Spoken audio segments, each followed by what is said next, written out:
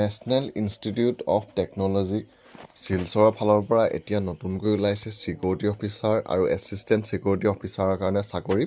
আৰু এই পদকেইটা আপোনালোকৰ আবেদন কৰিবলৈ হ'লে শিক্ষাগত অৰ্হতাটো ধৰিছে বেচেলাৰ ডিগ্ৰী বা আপোনালোকে 12 পাছ হ'লেই আবেদন কৰিব পাৰিব। আৰু টোটেল আপোনালোকৰ পদ ওলাইছে 4টা ছিকিউৰিটি অফিচাৰ আৰু এছিষ্টেণ্ট ছিকিউৰিটি অফিচাৰৰ কাৰণে।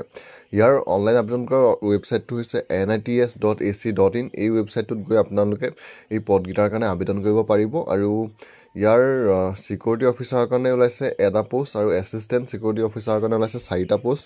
টোটেল আপোনালোকৰ পোষ্ট হ'ল 5টা। আৰু ইয়াৰে আপোনালোকৰ ছিকিউৰিটি অফিচাৰৰ দৰমহাত থাকিব মাহিলী দৰমহা 30,000 টকা আৰু এছিষ্টেণ্ট ছিকিউৰিটি অফিচাৰৰ দৰমহাত থাকিব 28,000 টকা। এজ লিমিটটো আপোনালোকে ছিকিউৰিটি অফিচাৰৰ কাৰণে 50 বছৰলৈকে আবেদন কৰিব পাৰিব আৰু এছিষ্টেণ্ট ছিকিউৰিটি অফিচাৰৰ কাৰণে আপোনালোকে 45 বছৰলৈকে আবেদন কৰিব পাৰিব। এপ্লিকেশ্যন ফিজটো আপোনালোকে সকলোৱে 500 টকাই দিব লাগিব। মোড অফ পে'মেণ্টটো আপোনালোকে অনলাইন যোগে কৰিব পাৰিব। আৰু ইয়াৰ আপোনালোকৰ অনলাইন আবেদন কৰা লাষ্ট ডেটটো হৈছে 21 এপ্ৰিল 2025। আপোনালোকে 21 এপ্ৰিললৈকে আপোনালোকে এই পদকেইটাৰ কাৰণে আবেদন কৰিব পাৰিব।